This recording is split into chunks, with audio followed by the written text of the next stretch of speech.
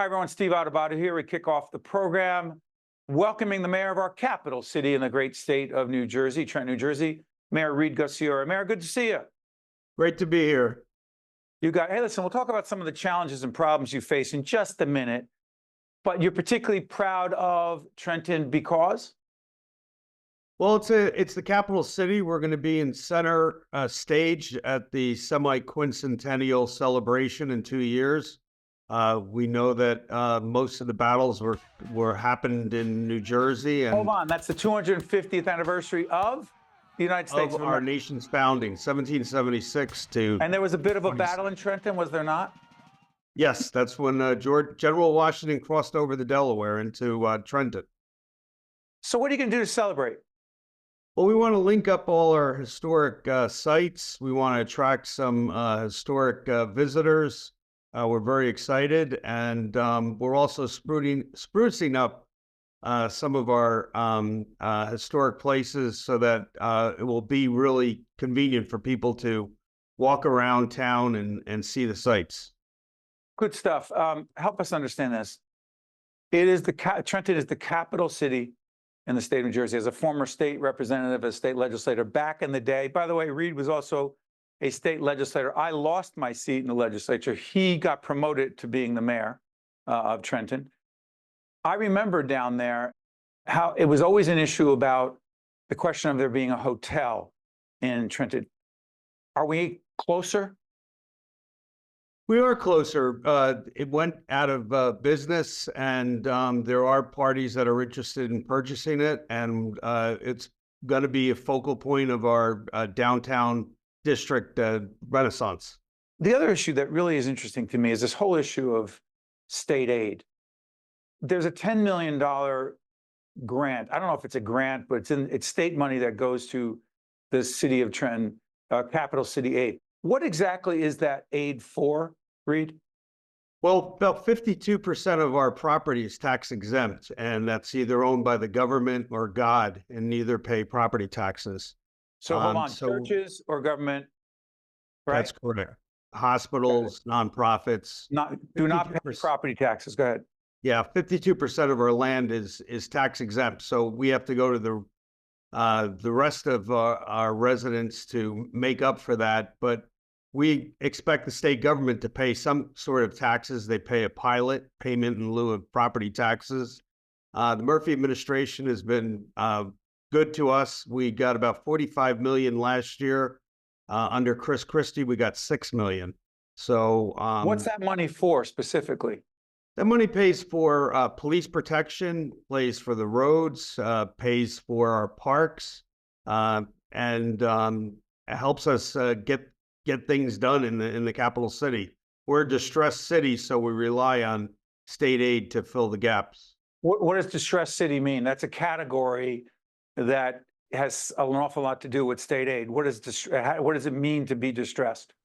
Well, it's also based on income factors of the population, and that includes food deserts that we don't have nutritional options for a lot of our citizens. But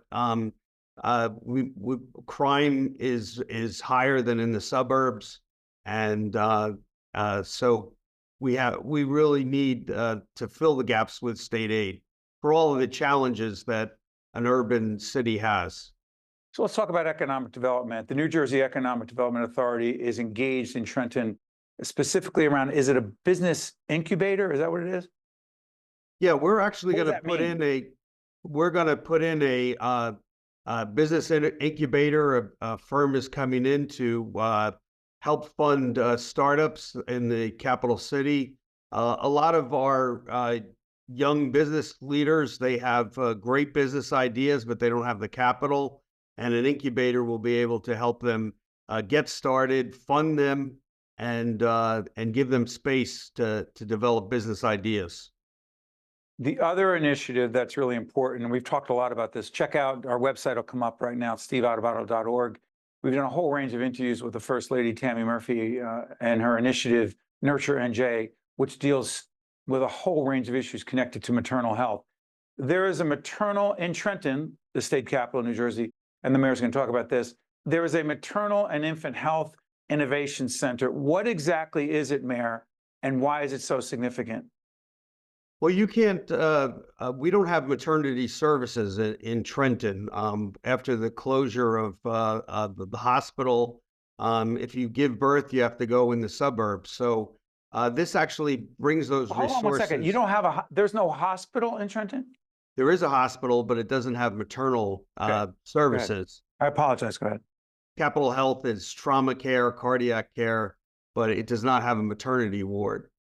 So if you want to have a baby, you have to go to the suburbs. The unfortunate thing is a lot of our residents don't have transportation options, and it's difficult getting to places that can give them prenatal care.